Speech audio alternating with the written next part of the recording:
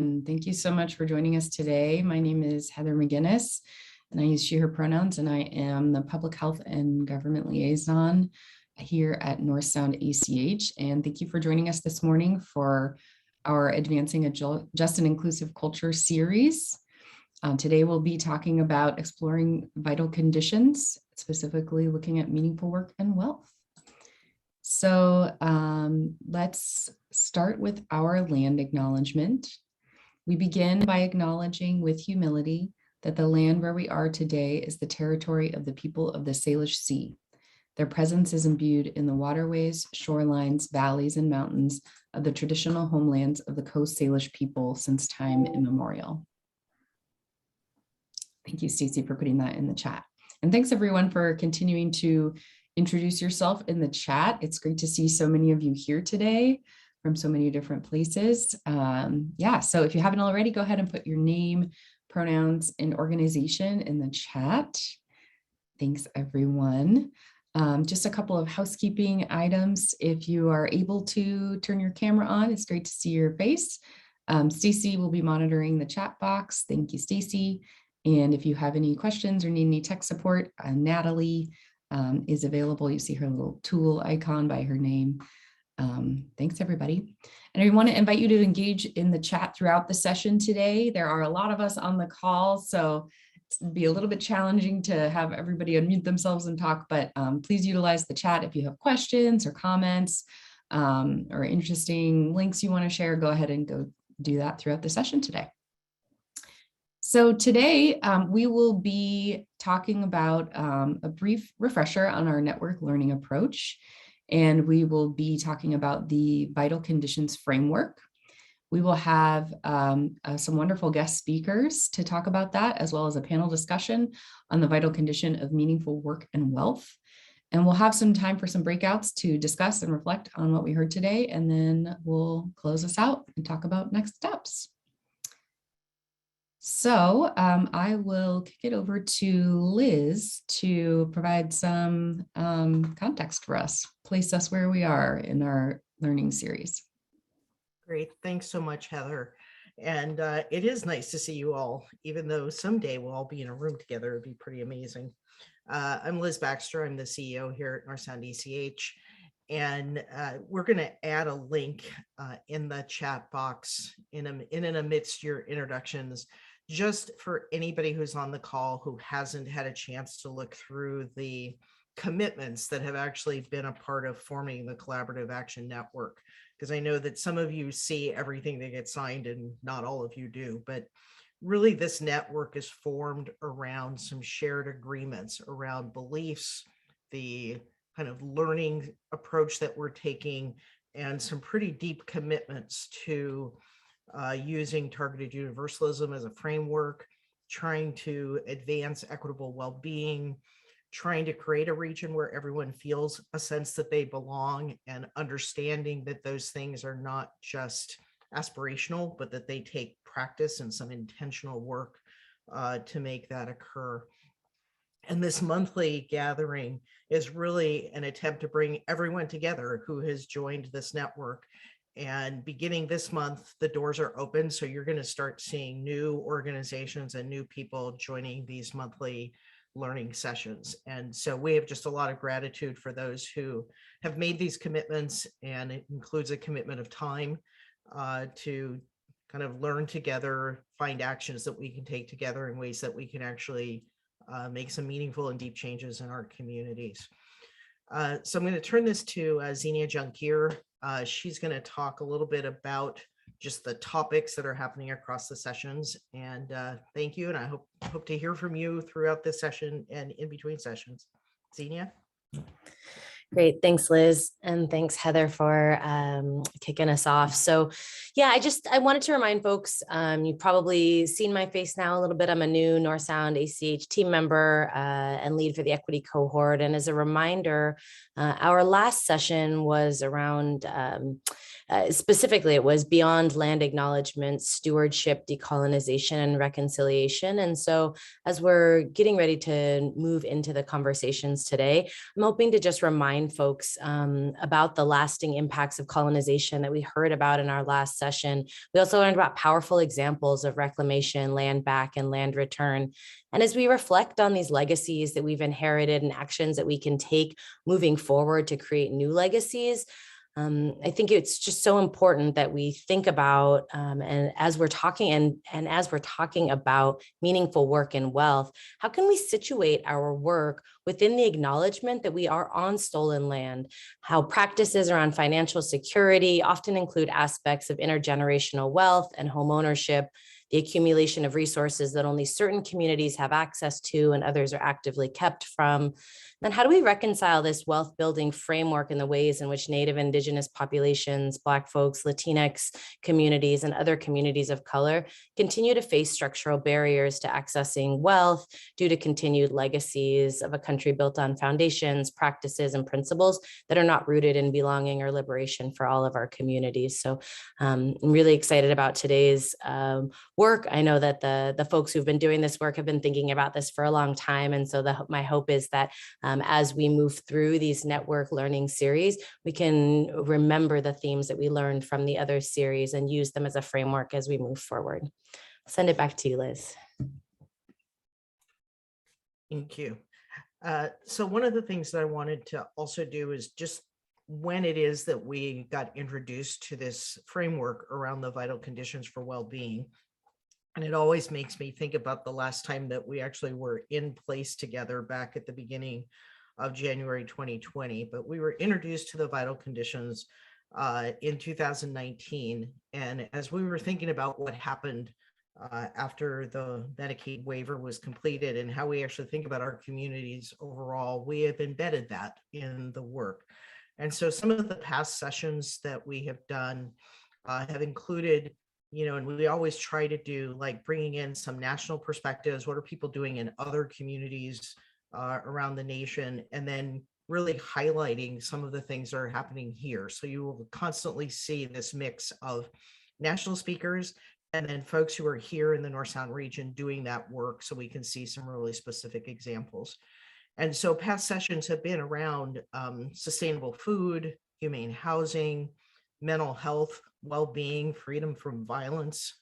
And as Heather had mentioned the last time that we came together, to talk about meaningful wealth and work, it was with the Center for Inclusive Entrepreneurship and the Tribal Community Health Provider Project. And we have just done some really deep conversations with you all.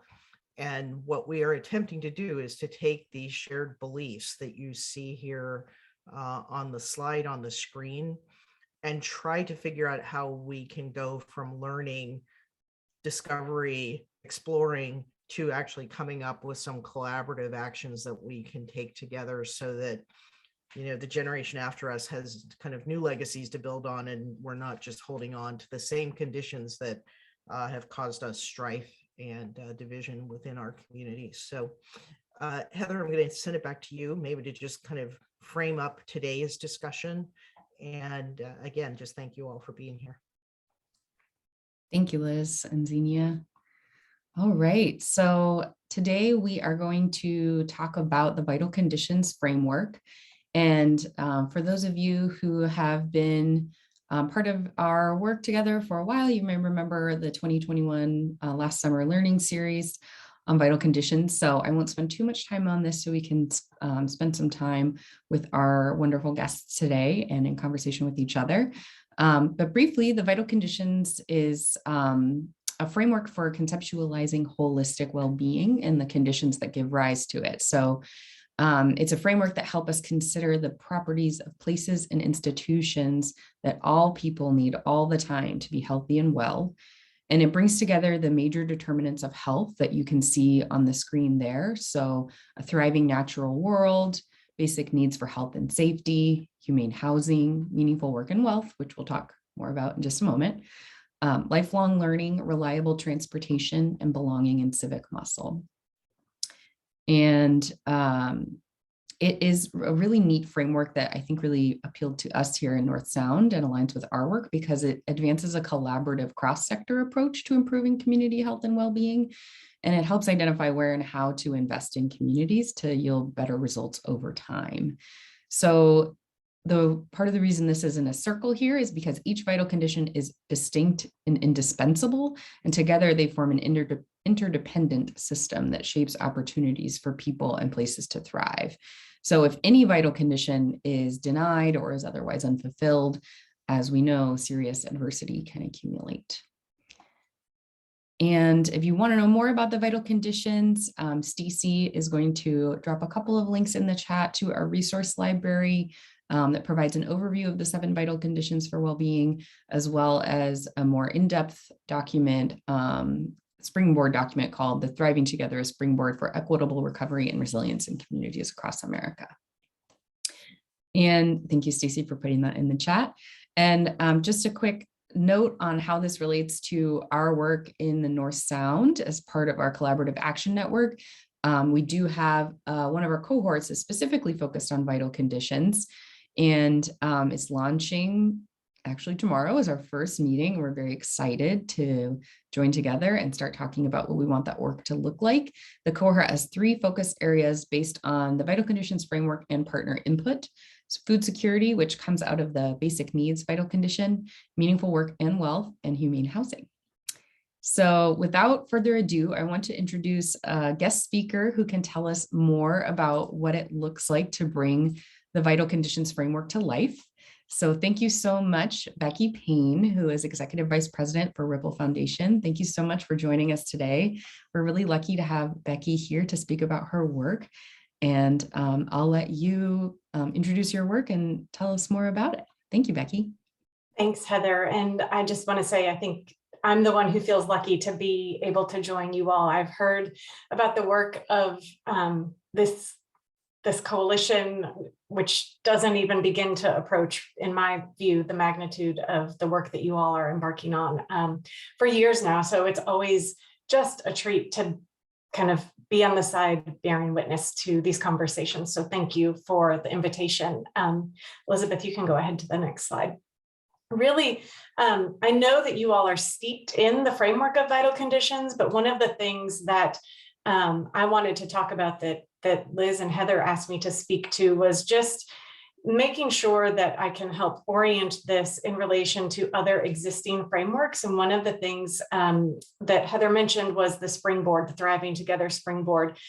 So while I'm at the Ripple Foundation now, I was a part of a team, some of whom are represented in this call today, who helped launch that springboard. And it grew out of a time in the spring of 2020, which we all recall where we were at that time. I was actually sitting within the federal government as a part of the unified response to the pandemic at the time, and charged with coming up with an approach to how we, quote, emerge from this behavioral and substance use crisis we were witnessing. Those of us who've been in community health for a long time and trying to lean into lifting up approaches to really address social determinants of health and work in health equity saw this as the moment that many other people were living through, which was, yes, we're witnessing a behavioral health crisis and a substance use crisis, but let's really take this moment to have hard conversations about the systems that are failing, that are pushing people into that crisis state, that have little to do just with mental health treatment or substance use treatment. Not that those are not big issues in and of themselves, but there are root causes that have contributed to what we were witnessing. Also, loss of jobs, loss, all of the food insecurity and the long lines we were seeing. So the springboard, and the elevation of this framework grew out of that sense of urgency. And I sadly would say we're still in that moment, all trying to grapple with what is the call of leadership now to, as Xenia very eloquently pointed out, address these historical legacies that got us to where we were, witnessing firsthand, with no community left out, these failed systems that really drove home the inequities that didn't just show up one day in the spring of 2020. So we also use this framework within the federal government. There is a companion federal plan that is coming out shortly that orients all of the work of the federal agencies to this as well. I think that's really important to know that there will be signals coming from that level of institutions around how important and bridging this framework can be. One of the questions we often get is, how can you bring something to bear that might be at odds with social determinants of health? We've worked so long to get an acceptance and understanding and awareness of social determinants of health. It's new. So it's like, I think. Oh. Can everybody mute themselves, please? So what I just want to offer is the way we have found to be most useful is to avoid that false choice, that they're not competing frameworks, that they really can be complementary. Having worked in public health for all of my career, I know how important the social determinants of health are in understanding and making sense of the conditions that are contributing to what people are experiencing, and that can often limit or accelerate their access to the things they need to be healthy, to be successful, to try to gain that generational foothold of wealth and education. They often, though, get trapped in health and in public health and in social services. And we have feedback that they can be perceived as a fait complete because of the word determinants, and that you either are or you aren't, you have or you don't. I know in my heart of hearts, that's not the intention. And if you fully understand the framework, that is not the only application of it. But when we try to bridge across to all of the sectors that have responsibility and capacity for improving the social determinants of health, we often fall short. I've witnessed this firsthand, giving out money as a Fed. I witness it in communities that struggle to bring all of the players to the table in coalition, and more importantly, in active problem solving and joint reinvestment. So I really like to encourage people to think of the vital conditions and offer to you that the vital conditions create a bit more of a sense of direction for what to do and the qualities that we need to strive to create in order to help improve all of the social determinants of health. They help create space for lots of sectors to see themselves and understand more clearly out of the gate what their role might be, what their contribution might be. Even if health isn't their primary driver, we would love for that to be the case. It's just not reality. Many different groups have different bottom lines and different stakeholders they are speaking to, but they understand, and as the conversation you're going to have today about meaningful work and wealth unfolds, they understand their language, which I think the vital conditions helps us start to create. So Elizabeth, if you just want to go through, I'm going to take just a couple more seconds. You'll have these slides, and there is a link that we can put into the chat for where to get the definitions. We do also orient it just quickly, since we are still living with pandemic and you have compound floods and fires and tornadoes and all kinds of, we are living in an era of just compound crises, racial uprising, unfortunately continued violence, racially motivated, hatefully motivated violence, all kinds of things that create a never-ending need for urgent services. And so those are things, but it's really important to remember, we want to get to a place where those are things that are only needed temporarily on a path to regaining and restoring well-being, that we resist what we're currently witnessing, which is investments solely in urgent services that create the notion that they are sufficient for creating health and well-being because we're plugging holes.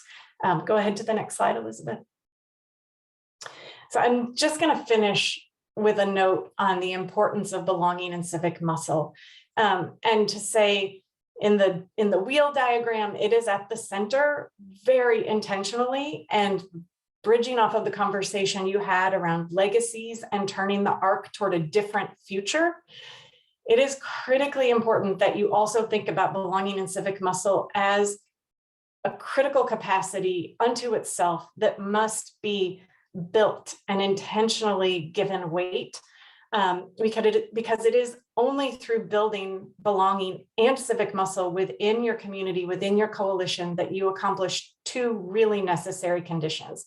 The first is that you identify, you honor, and you bring to a place of shared power those who have the experiences as well as tremendous capacities, assets, expertise, gained in a different form, perhaps, but genuine expertise to inform the needs, the solutions, the people on the ground who can help turn the flywheel of change that you're trying to enact. It is also the way you help train the rest of us, and I put myself in this bucket, who have historically held seats of power and leadership. We're stewards who hold the purse strings. It is how you help us create capacity to hold that space, to cede our ground and allow that notion, that aspiration of shared power or ceded power to really take hold in your community. It doesn't happen by chance. And so belonging in civic muscle is a critical capacity to build, I would argue, first, and intentionally keep revisiting in its own right, as well as you have conversations about the other 6 vital conditions, it is through that lens that you will actually be able to design the solutions, the path forward for improving those other 6 vital conditions with fidelity to your goals for equity and equitable thriving and well-being for all.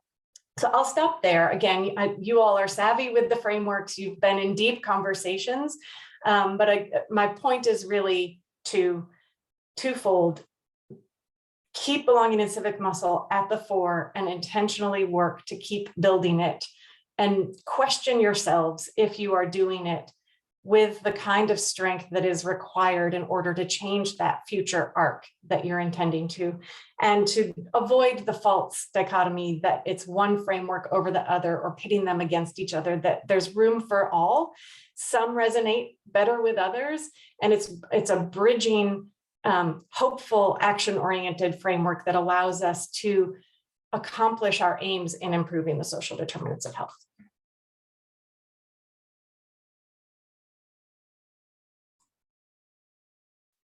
Thank you so much, Becky. That is really helpful, really incredible work. Thank you for sharing that. I appreciate the emphasis on belonging in civic muscle. It reminds me of kind of why we're doing this collaborative action network and the way that we're doing it. And it's just really a helpful reminder to keep that at the forefront. So I really appreciate that. Thank you very much. All right. Well, let's dive into one vital condition in particular today. We're going to talk about meaningful work and wealth.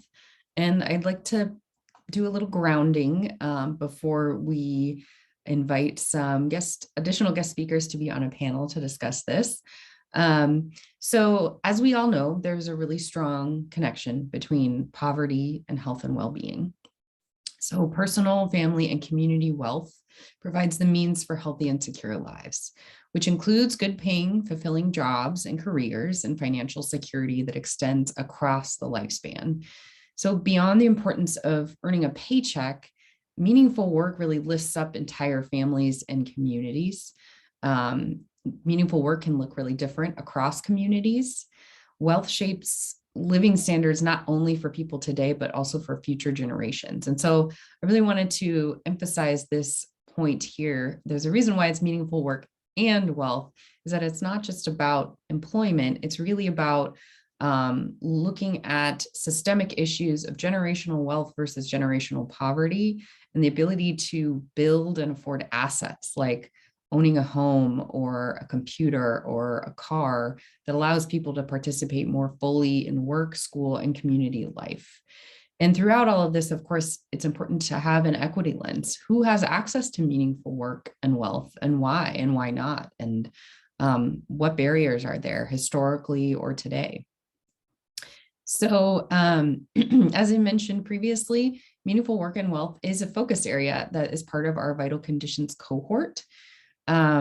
So it's really up to the folks in the cohort. We're hoping to do some co-creating to come up with some strategies and projects of how we can work together as a region to address this vital condition of meaningful work and wealth. It could look like really creative thinking to address workforce issues, ensuring that community-centered work is valued and supported. But there's a lot of different ways that addressing this vital condition of meaningful work and wealth can come to life within our organizations and within a network like the Collaborative Action Network. So to help us kind of bring this vital condition to life, I'd like to welcome our panel. So as we have just met, thank you, Becky, Executive Vice President at the Ripple Foundation. We are also honored to be joined today by Gary Cunningham, who is President and CEO at Prosperity Now, as well as Jason McGill, who is Executive Director at Northwest Youth Services here in the North Sound region. So thank you so much to each of you for taking the time to join us today. Can we get Becky spotlighted? Yeah, there she is. Okay, great.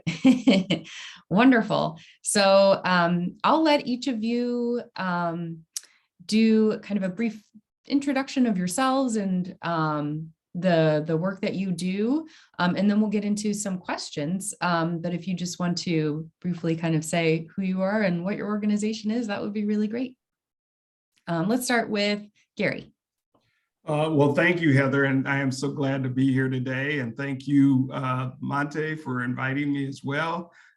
This is exciting. I used to work in Washington State, but the Sound in particular, as a funder, and as somebody to come here all the time. Can you hear me, everybody?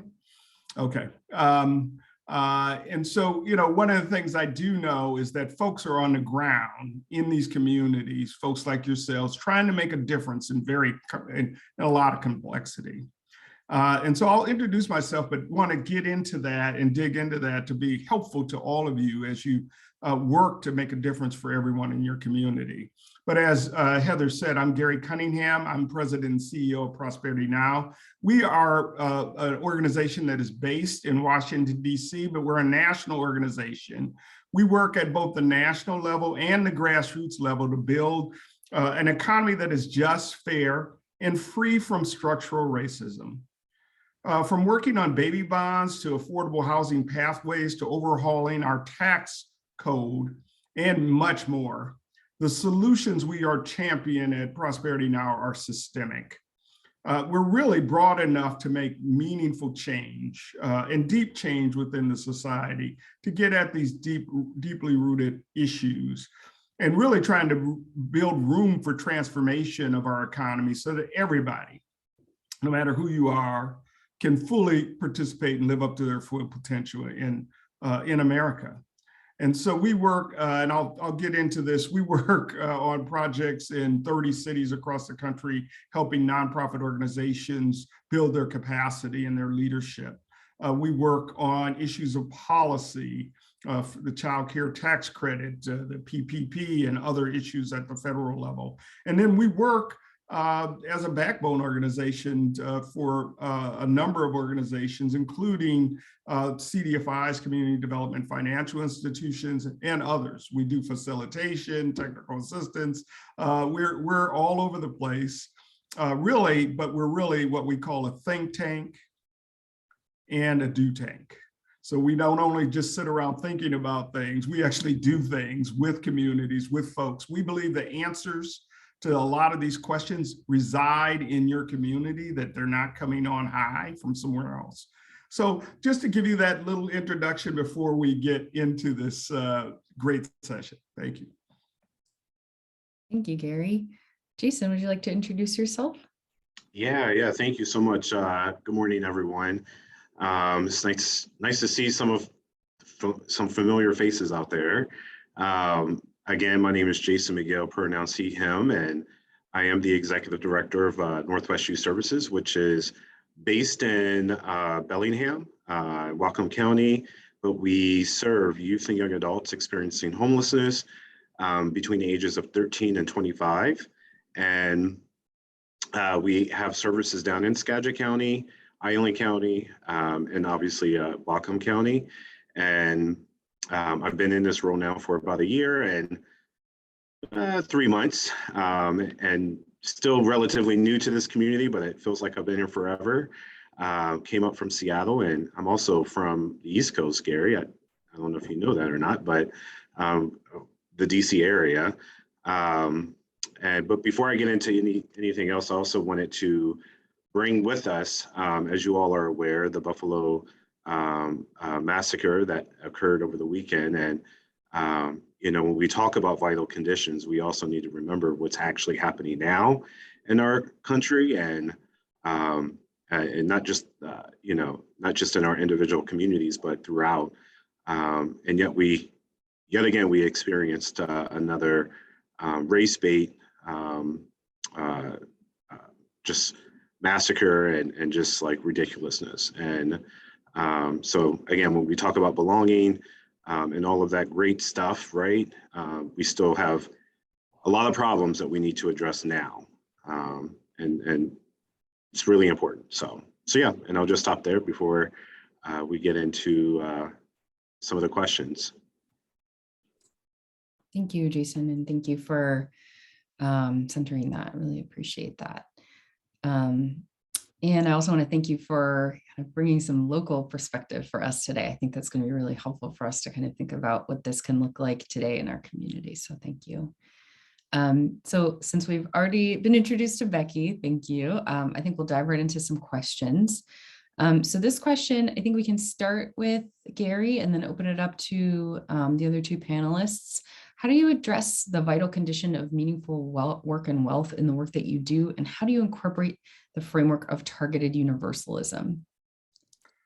So let me start off by saying that as I started my previous introduction, what we're working on, all of us, no matter whether you're working with youth, you're working in community health, whether you're working in social services, we're confronted with what is called wicked problems.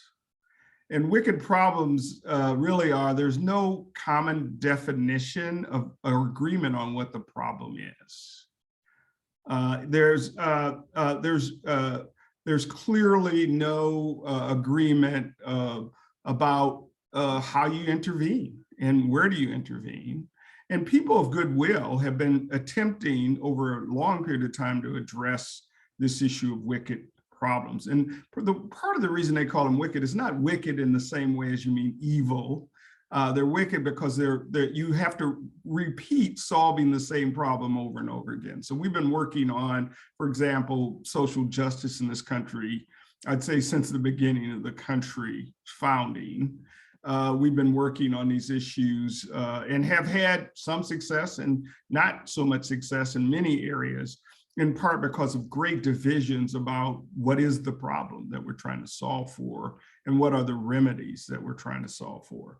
So I say all that to say that these issues are complex, and that when you have complexity, one way to address the complexity is to come up with at least a framework for how you're going to approach the issue. And the framework that we use at Prosperity Now, which you've already mentioned, is targeted universalism and belonging.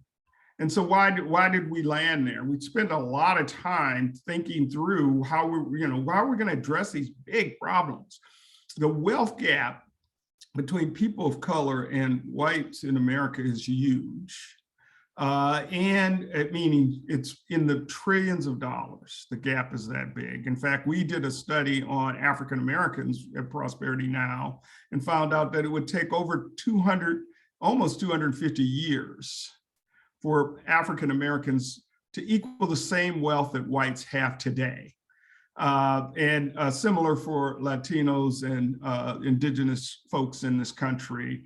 That's how big the gap is. And so if we're going to address the gap, if we're going to address this big gap, we need a framework. And the Target Universal is the framework, in part because we've seen program after program get developed that is universal in nature and doesn't reach the constituencies that it's designed to meet, in part because not everybody's situated to opportunity in the same way. So I think many of you know this, so I'm just giving you the basic 101 on targeted universalism. But part of it is how are people situated? And then the other part of targeted universalism, it moves us out of a zero-sum frame. So right now, Ian Haney Lopez did a book called Merge Left, where he and Melinda Lake, who's a polling agency, went around the country and polled on the issue of equity and inclusion, and did focus groups, and found out that a lot of times when whites hear the word equity, they hear something different than people of color. Not all whites, I don't want to be that prescriptive, but what they found was that many whites don't hear themselves in that picture, and they say, well, that's a great issue, but it's not my issue. I'm not concerned with that. I never owned any slaves. I never did anything to anyone, etc. And so therefore, the continuation of what we see happening.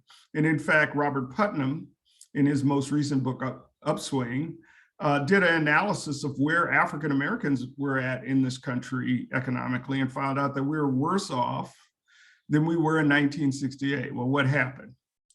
Backlash to the civil rights movement, the war on drugs, the war on crime, the war on Black people, the war on Native Americans, the war on Latino people, coded as immigrants. But other people of color as well.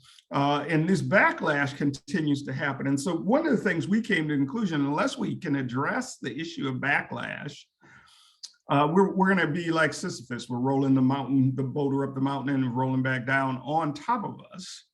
And so what we basically framed it as, if folks don't see themselves in the picture, how do we get them to see themselves in that picture? And how do we don't want a world using the same methodology, and I heard you talk about colonialism, we don't want to create a world using the same methodology that got us here.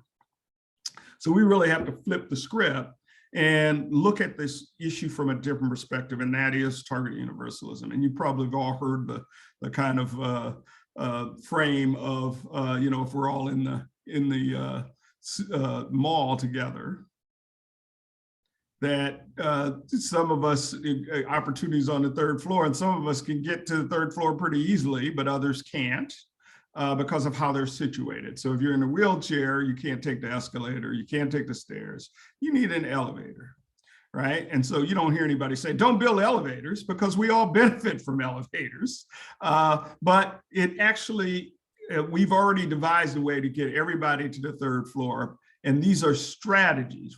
The stairs, the elevators, the escalator are all strategies to get to the goal. And a lot of times we mix the goal up, which is universal, with the strategies that have to be targeted to reach the population. So just wanted to give you a little bit of background on targeted universalism from my perspective, and why we're using that as a frame for what we do at Prosperity Now. So what does that practically mean? There's a lot of intellectual kind of conversation there. What that practically means is that we believe at Prosperity Now that the solutions to the issues that are being raised at the national level, that they have a groundedness in local communities, and that many of the answers that we're looking for are in community conversations that you're having here today, and are part of that. Now, we work in a lot of different ways, and I mentioned earlier that we work with nonprofit organizations all over the country. We have the largest network of children's savings account. I think 1.2 million children that have children's savings account in the country, our network, through our network.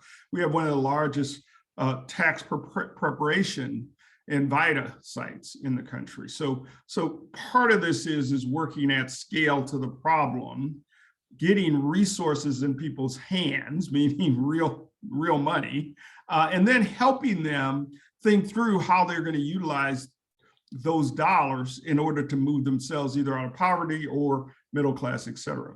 Now, as I say all this, we use this metric of comparing ourselves to whites as the promised group in the society, meaning all our data and everything is like, how well are we doing in comparison to whites? And I would argue that's the wrong equation, meaning that equation by itself, whites could actually do worse and lower their standard of living, and we'd all be okay. But that's not really what we're trying to do. We're really trying to lift up everybody's standard of living.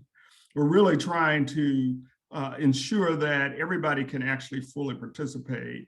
And how we do that, and we have a couple of solutions that I'll talk about in a little bit if I have more time, about how we get there from here and how we can be helpful to you as you do this work.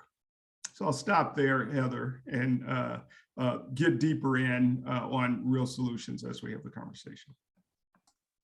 Thank you, Gary. I really appreciate that. And yeah, speaking of real solutions, I would love to turn to Jason and talk about, maybe you could speak to your perspective as an organization here in the region. What can one organization do to promote meaningful work and wealth? What does that look like on the ground? Just providing some examples of what that could look like, as well as a regional coalition like the North Sound Collaborative Action Network. Yeah, I really appreciate those questions there. And I actually want to hear some of the solutions Gary has, because I'm still learning myself what some of the solutions we need to put into practice.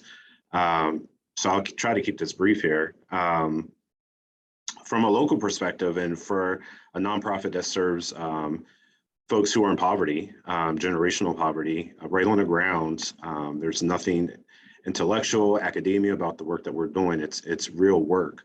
And we have 70+ staff who are doing it. And we see it every day. We hear the stories from people in this community who, they don't feel like they belong here. They feel like they're trying to they feel like the government is trying to push them out, and that's real. Those are real. It's what they believe. It's real, and we need to acknowledge that. I have a very interesting perspective. At least I think it's interesting, because I think how to solve all of this is really reforming capitalism in its entirety. I'm big on capitalism and really highlighting how capitalism has gotten us to this point, and how capitalism was really built for white men. I really believe that. Audre Lorde believed that. James Baldwin believed that. There's many folks that have shown how capitalism wasn't built for poor people, wasn't built for a group of folks within this country that weren't really meant to be successful in the eyes of what society views as success. But on a local level, some solutions, I think, one is, using the vital framework there of belonging and whatnot to really hone in on what healing looks like. So at Northwest Youth Services, we really are building a movement of embodying and practicing, not just amongst ourselves, but also extending out to the folks that we serve what healing is, and creating services that really embody what healing is. Because we can't move forward if folks are not internally healing from their traumas. We can't solve addiction if we don't focus on providing resources for healing. So, it's taking that. It's also taking, this community is very wealthy. You should just acknowledge that. There's a lot of money up in this really small, tight-knit community up here. And so one way of closing some of that wealth gap between the poor and wealthy is let's tax the wealthy. I know it's not going to be popular amongst the powers that be, but we have to do it if we're going to do something in this community to kind of close that gap. I think that's probably the biggest one. I'm also a part of the Healthy Whatcom. I don't know if it's considered a coalition or not, but definitely it's a body of a group of local folks who are trying to solve poverty in its entirety within the Whatcom community. And one of the things that we were proposing in the housing side of things is closing the wealth gap by taxing the wealthy folks here. I'm sure Gary and Becky can speak at length on that and what that should look like. But just on a grassrootsy, very basic level, we just need to tax. That way folks can start building that generational wealth. But yeah, so, and then lastly, because I really want to hear from Gary again about some of those solutions, because I'm going to be writing them down, is how to sum up the vital conditions to me is love and justice. We're centering love, healing, and justice. And I know that sounds very like lofty when you hear the word love, but at the core, it is really stepping back from ourselves and understanding like this isn't just about us in this world. If we continue to practice that, we're just going to keep widening that gap of wealth, and folks will never have an opportunity to thrive. So we have to really practice what love is. We also have to practice what healing is, and all of that will equal justice for the folks who are impacted the most by our current conditions in this society. So, yeah. Thank you, Jason. Thank you. Well, let's talk about some of those strategies. And, you know, we can start with Becky or with Gary or really anybody, but what do you see as kind of those big, bold strategies that we could use to uproot this long-standing legacy of an economy that really doesn't work for everybody and leaves people behind? And I guess as part of that, a way to kind of close out the panel is, what do you see as opportunities that are giving you hope? This is something that we can make a dent in. So I wanted to give Becky an opportunity. I was going to say, I think people are chomping at the bit for your solutions, Gary. So I'm happy to seed some time. I will say the thing that gives me hope, this will be no surprise to those who've worked with me, is actually, Jason, you bring up youth and you serve youth. And as the mom of 2 teenagers, and I serve on an education foundation board and spent my most recent federal career working in adolescent and school health, I do think our youth give me hope. I think they are holding us accountable and have capacities that if we pay attention for living in acts of love and really being voracious consumers of information, and when armed with the skills to digest that information critically, they are global citizens, even when they're sitting at home in their bedroom, because of the way technology, the good part of technology connecting them. And so I will say youth movements and capturing that energy, but doing it in a way that builds their capacity to work with like frameworks like Vital Conditions. Protests have their place. They're critically important. I have participated in my own, and yet they have their limitations. And so I really think that the thing that gives me hope is groups like this doing what you do as the current stewards of your community and your region, but with an eye toward really building that capacity and leveraging right now the creative optimism, hard questions and conversations that you can have with the youth in your community, because 1, it values and honors them.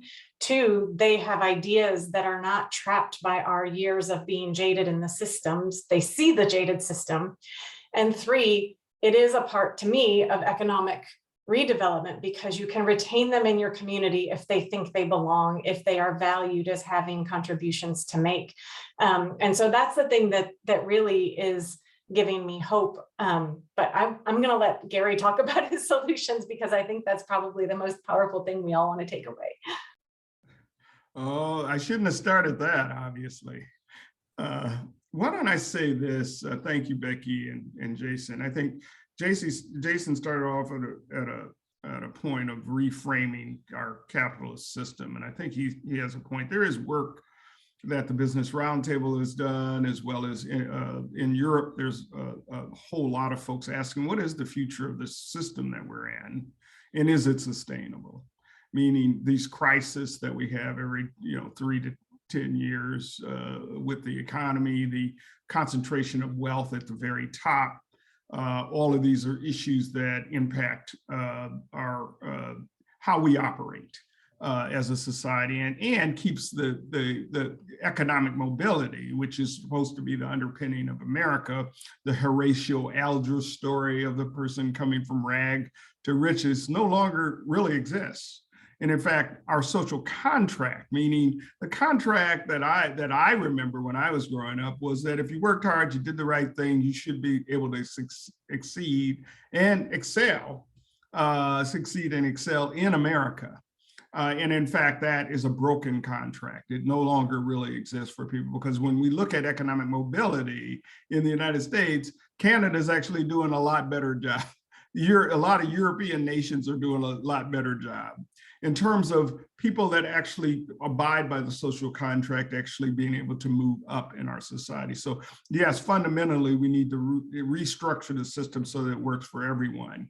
Although I would say at the same time, there is a lot of good things about our system that need to be maintained and kept, meaning the fact that we can create great products in this country, and we have innovation in this country, are things that we need to maintain and create more of. The fact that we have actually created a society that has a better standard of living than most of the world, and I travel all over the world, I can say that's true for a fact, that in many circumstances. At the same time, we've created a society based on this fundamental underpinnings. The society was based on a racial proposition of slavery, of taking land from indigenous people and making people that came here from countries other than Europe, but some of them as well, put them in indentured servitude, or they helping them build the railroads or what have you. So we all know this.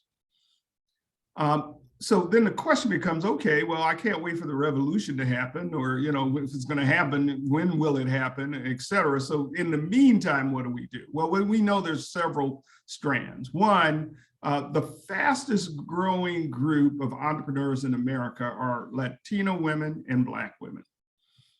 I'll say that again, the fastest growing group of entrepreneurs in this country are Latino women and African-American women.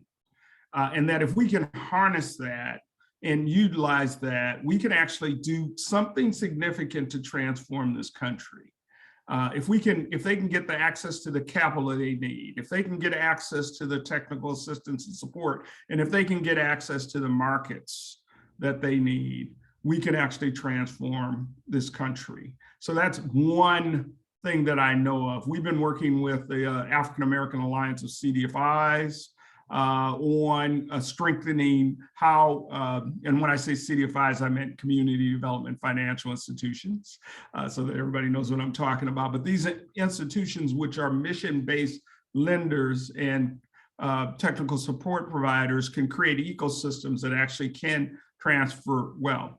The average business owner in this country of color has 12 times the wealth of someone working for someone else. The average business owner in this country has a much higher percentage of home ownership than other folks of color that are not working, that are working for someone else, if you will. And so we know that's a way that you can get there, and we can do it quickly, because one of the things that's happening demographically in your area and around the country is the fact that white business owners are actually demographically leaving their entrepreneurship, or their small business. They're just going out of business because of their aging out. And so one of the things that we're working on now is a national program for mergers and acquisitions to have people of color actually buy these white-owned companies. And I've done this, I know it works. And then those white owners stay on to help that company because of their legacy, and we can accelerate the growth. Another thing that's happening in communities, and I mentioned the children's savings account. If you don't have children's savings accounts in your area, it's something to work on. A child with a savings account at an early age, at birth, has a 4 times greater chance of matriculating through college. 4 times the rate of children that don't have somebody that invested in them. And it's just that belief in them that makes a difference. And so I would say, do that. A lot of local governments, state and local governments, are focused on baby bonds now. And we're seeing a rise. And when I say baby bonds, these are, they're like a cousin to the children's savings account or development account. But these are long-term propositions where the government puts up a certain amount of money in a bond. It's not really a bond, but we call it a bonds. And that bond would go like a treasury bond would. And then by the time they get 18, 19, they have, you know, $50,000, $40,000 or $50,000 to invest in themselves. Our work with Derek Hamilton, who's one of the creators of baby bonds, shows without a doubt within a generation, if America implemented this one thing, we could transfer the wealth gap, that 250 years I talked about earlier, we could actually level the playing field on the difference in wealth over a generation. It would take a generation, but we would be there in a generation. Just think about that. So the other thing that we're working on is really how do we build a fair tax system that supports savings and investment within communities. So right now, the tax system that we have actually rewards people that already have wealth and disincentivize people that don't have wealth. And in fact, creates a disinvestment. Our work shows that if we don't do something to change the tax structure, which is the biggest driver of wealth in America, by 2050, African Americans will be at zero wealth in this country if we can stay on our current trajectory. And so getting at the tax structure at your local level, it doesn't have to be you're dealing with the federal tax system, you can actually deal with it at your local level. I would say the rebuilding our broken minimum wage system, because, you know, without income, you can't really talk about saving anything, and without building enough income so that you can support yourself. So, I mean, there's been a lot of work on 15, and now people need 30, right? And so we need to actually get at a system that actually graduates up as people are in our, you know, as time goes on, so that people don't get so far behind, so that the federal the federal minimum wage is way below what the market will bear. And so why is it? Why is that we have a system that actually doesn't keep up with the inflation that we're seeing go off the charts? And then again, systems that have embedded deeply within them racist propositions. So the reason that America was able to develop its productivity was that we were at an inflection point after World War II and the Great Depression.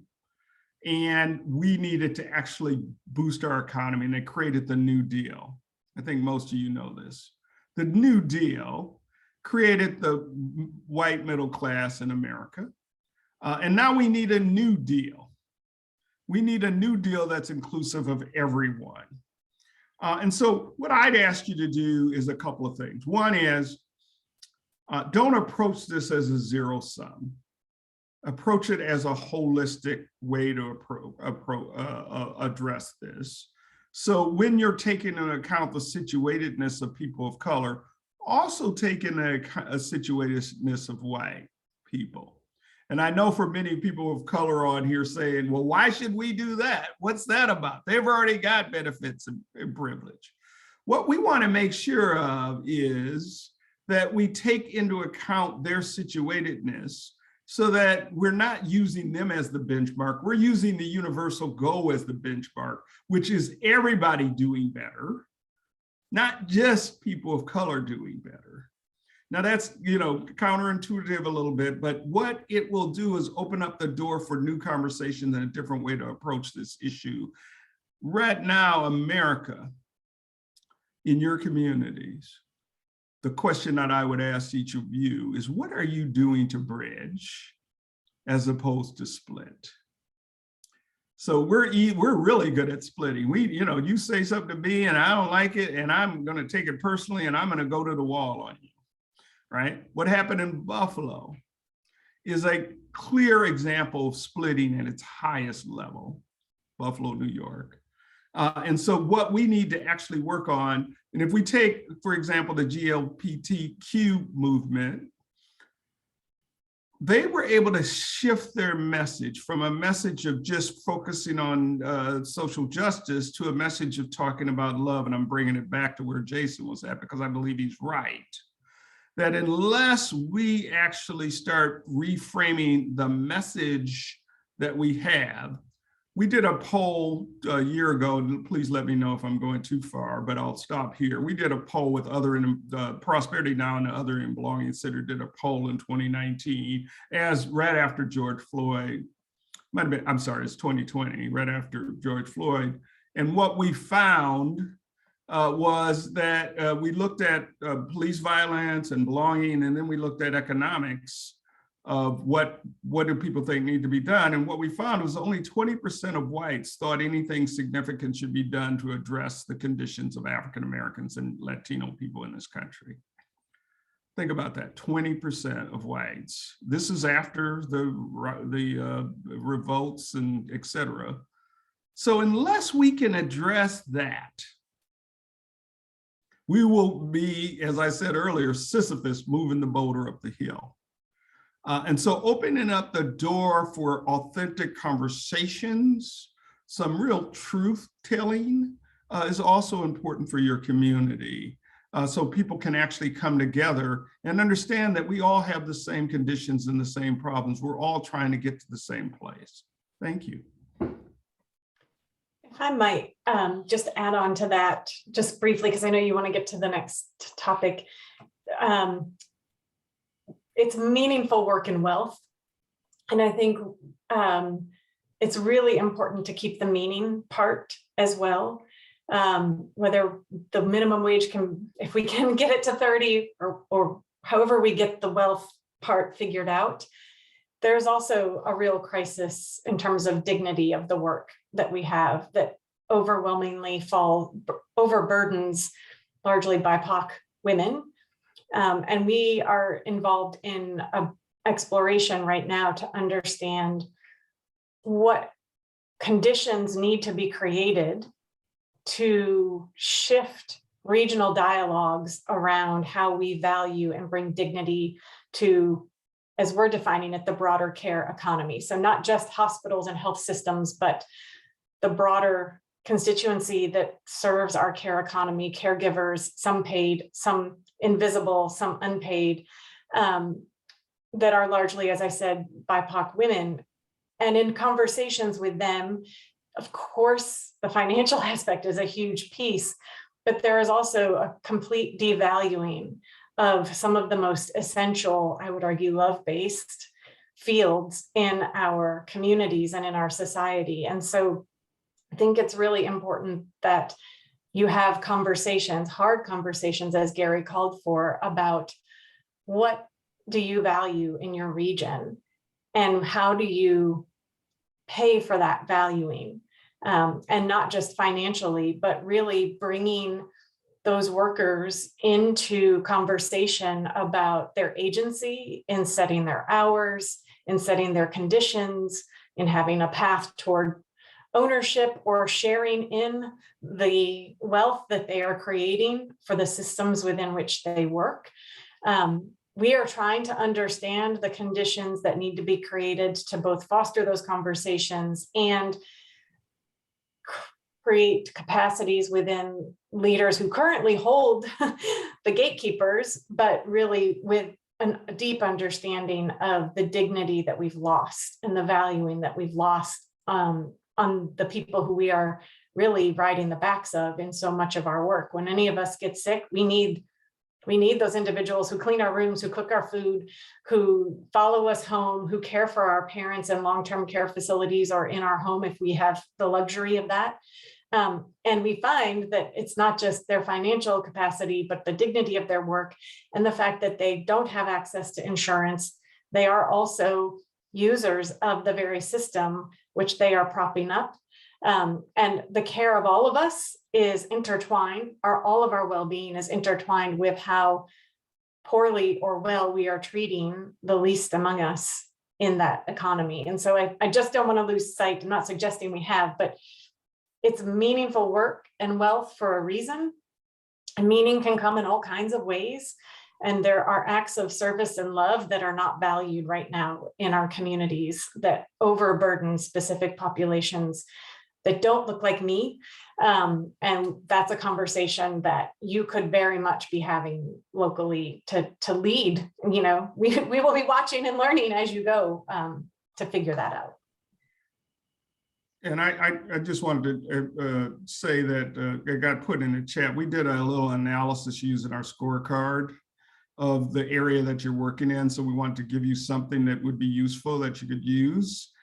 You probably have some of that data already, but you know, there's a little bit of surprising information in there that, you know, we help advocates on the ground build their case for making a difference in their local communities. And so, you know, Prosperity Now, we provide that kind of support in helping them frame the issue, helping them actually figure out who the players are, and then coming up with strategies for a winning argument to win the day in dealing with the political arena. Because if you're not dealing on the political side, the policy side of this, then you are really just picking up one person on the one seashell on the ocean, as they say, and you're putting it back in. There's nothing wrong with that, but if you really want to move the whole group, you've really got to work on a policy level. Wow, thank you, everybody.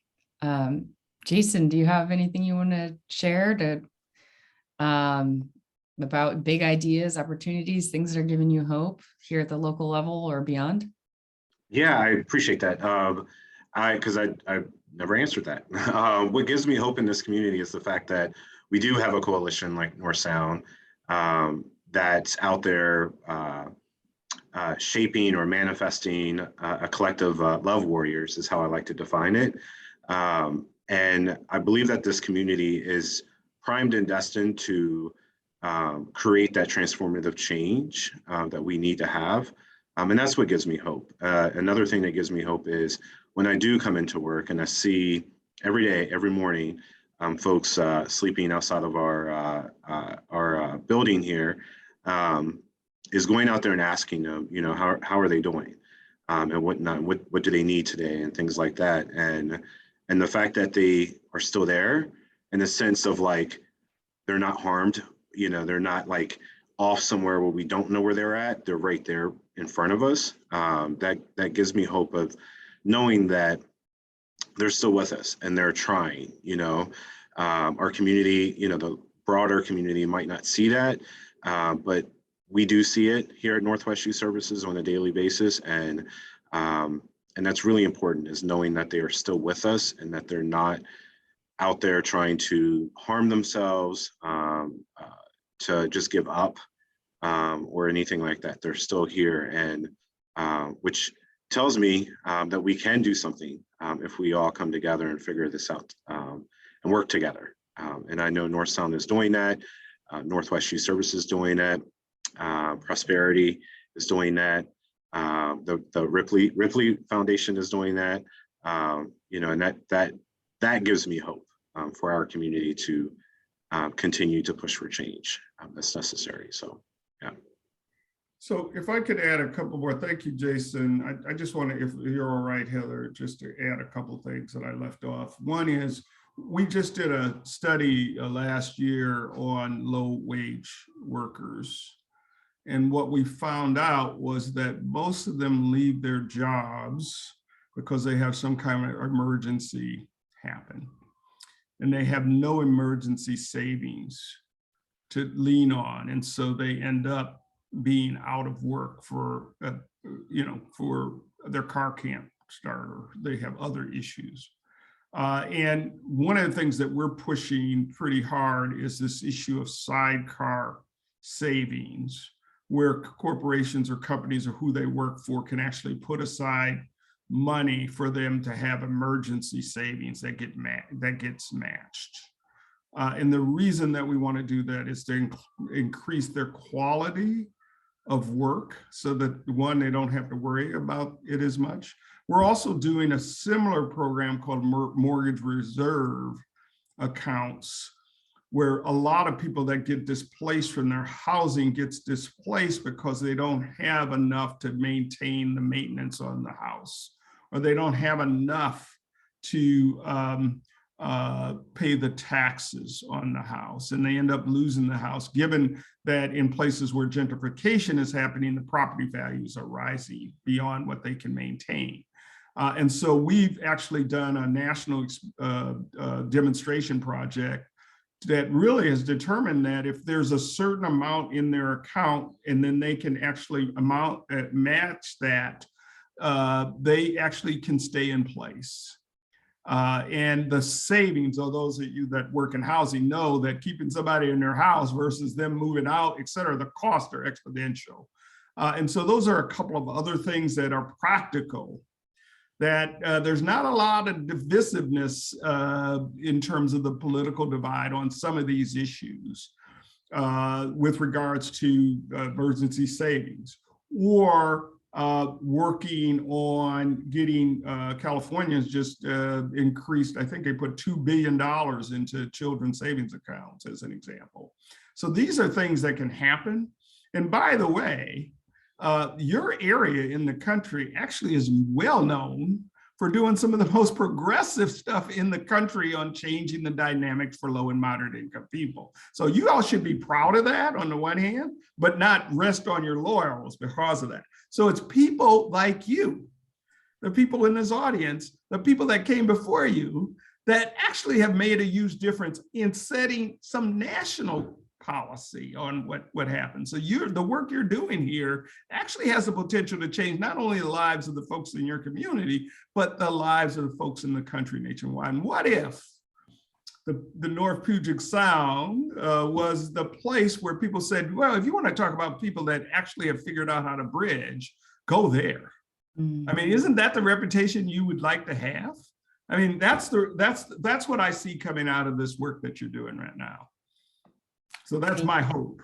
Thank you, Gary. That's a great place for us to move to our closing for today. I thank you, everybody.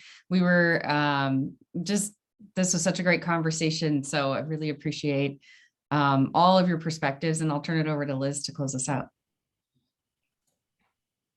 Thanks so much, Heather. And I'm such a, I want to just honor everyone's time. We had asked for folks to stay till 11:15.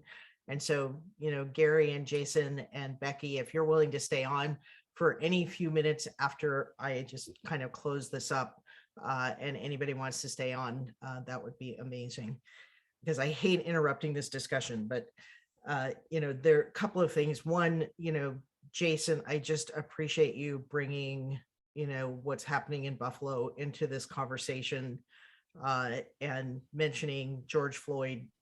For me, it's always knowing that what is happening elsewhere, we can think it's far away, but it's probably happening in our backyard as well. And just knowing that it isn't them, it's us. There's just so much going on that we need to deal with as communities across this country and elsewhere. And so what's up on the slide right now is the information about our resource library. It is a place where we are creating collections of information, and we'll continue to build that with you all as we move forward. This notion that there are some really tough conversations in front of us sometimes makes people believe that therefore there are no answers. And I probably want to say that there are some tough solutions as well, and just a lot of confidence in this network and the people who've come together, that we might be able to craft and try and implement some of those solutions. So, just pretty amazing. And the Vital Conditions Cohort meets for the first time tomorrow.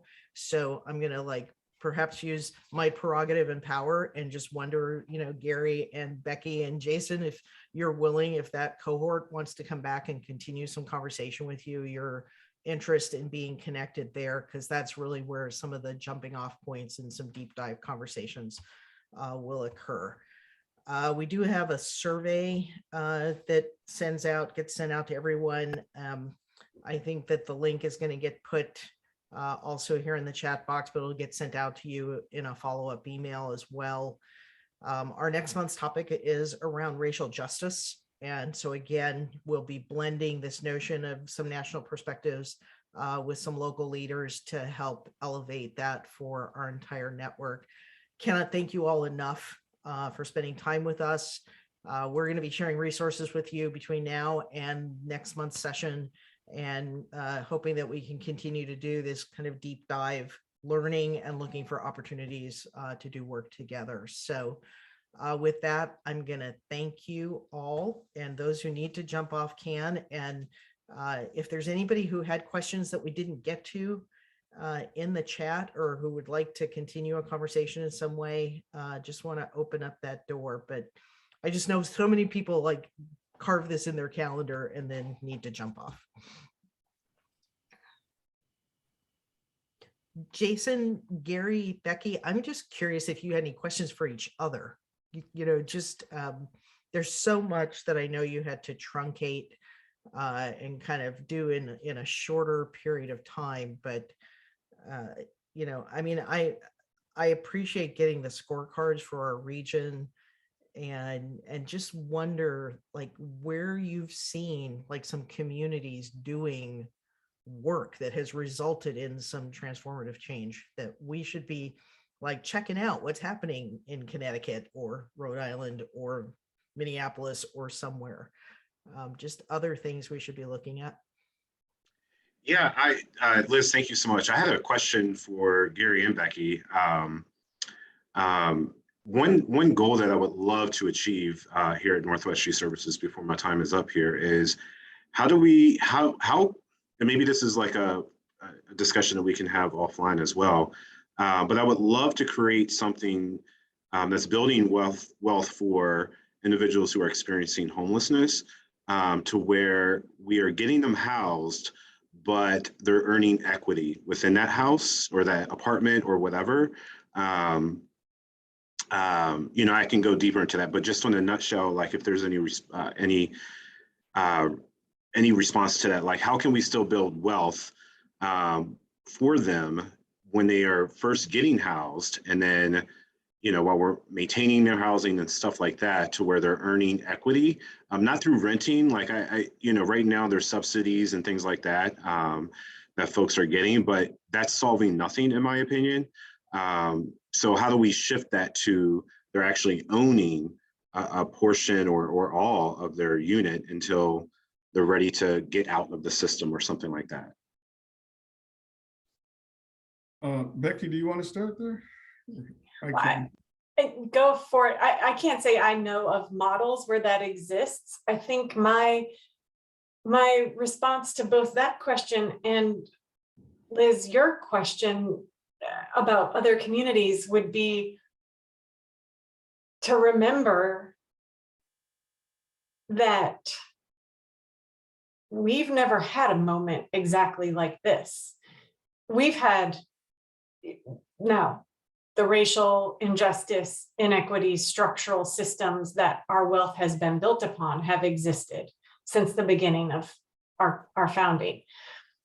We've never had a moment quite like this emerging from the pandemic, more people having their eyes opened and at least an openness to entertain conversations that they maybe weren't even aware needed to happen before. And the the vast throwing back of the curtain on the hatred and just vile nature of our current culture that we see in this moment. And I say that because I think that what this is teaching us is searching for examples of where people have figured out how to navigate this may be very frustrating. And to turn you back into your community, because what what the frameworks would tell you is those answers exist.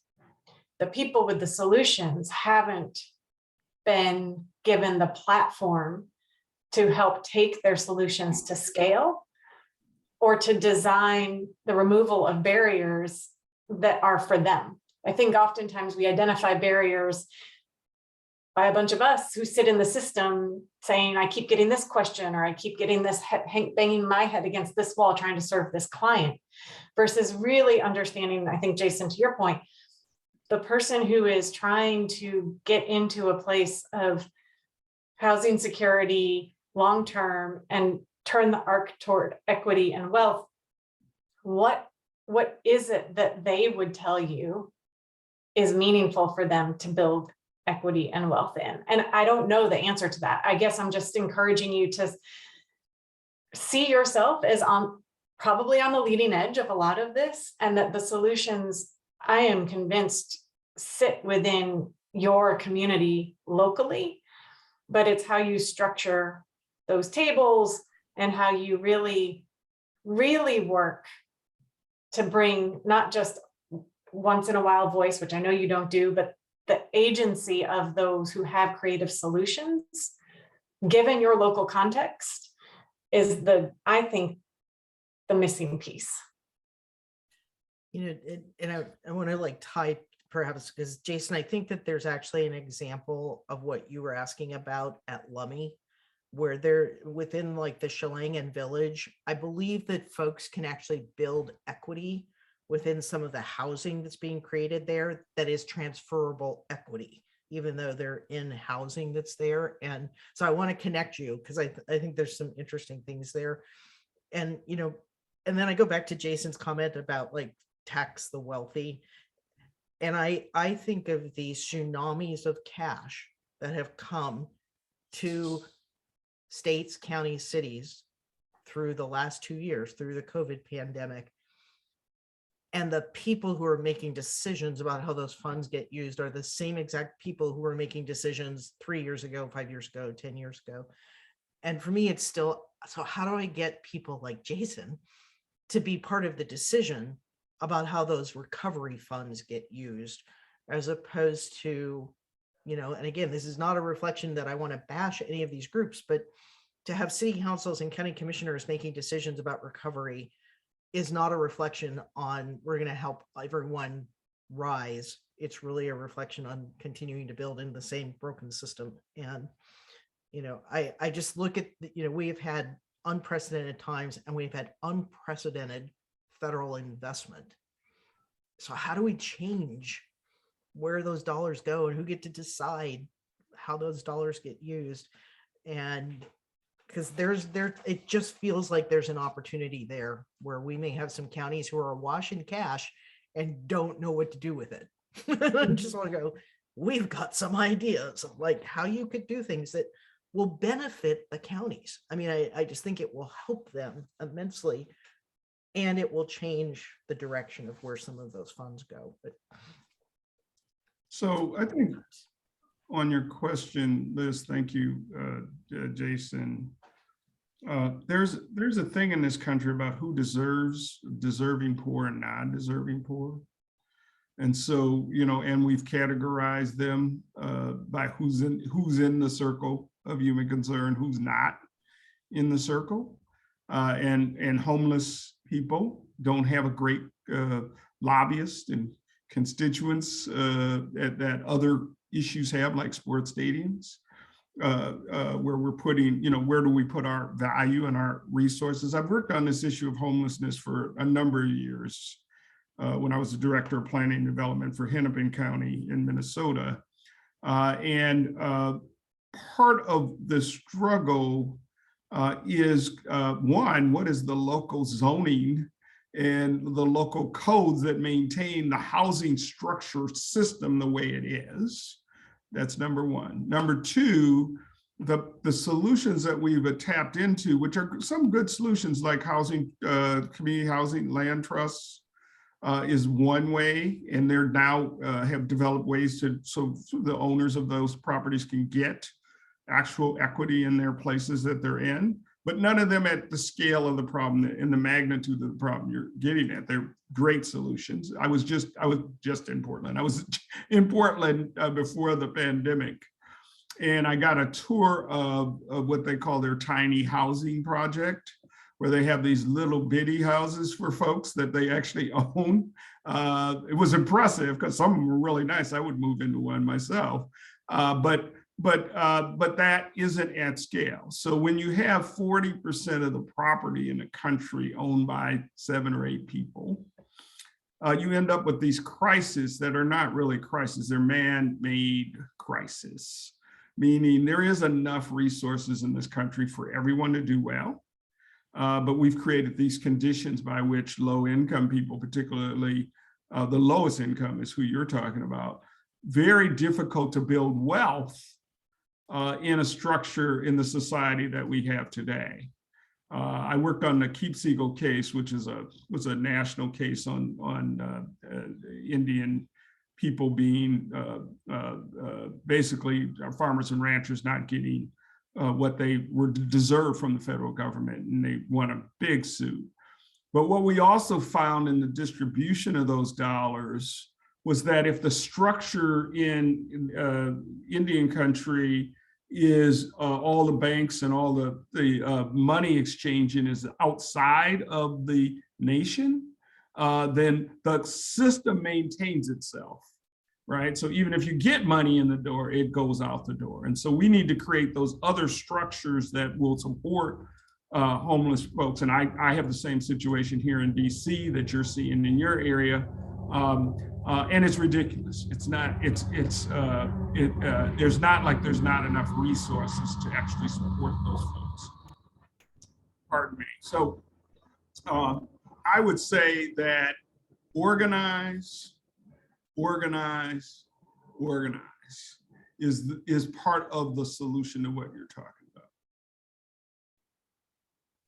So I do want to recognize it's now 11:30 and you all as panelists have stayed longer than we had asked you to as well. So, but this is just such a rich conversation, and I hope the beginning of some thought sharing. And Jason, I hope you're in the Vital Conditions Cohort to be able to continue to stir this.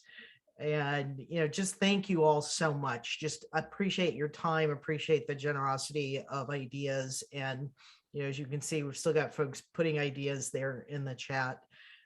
But it is why we didn't want to think about this as like an event today. It's really part of continuing to stir thought and thought leadership here in the region, and how we can do some investment that helps support some of this work. So thank you so much. And Heather, thank you so much for facilitating the session today, and the CI team and our team and everybody else in the background for this. But just thank you all so much. Thank you. I've been enriched for being with you. Thank you. Thank you. Thank you. Jason, anytime. Thank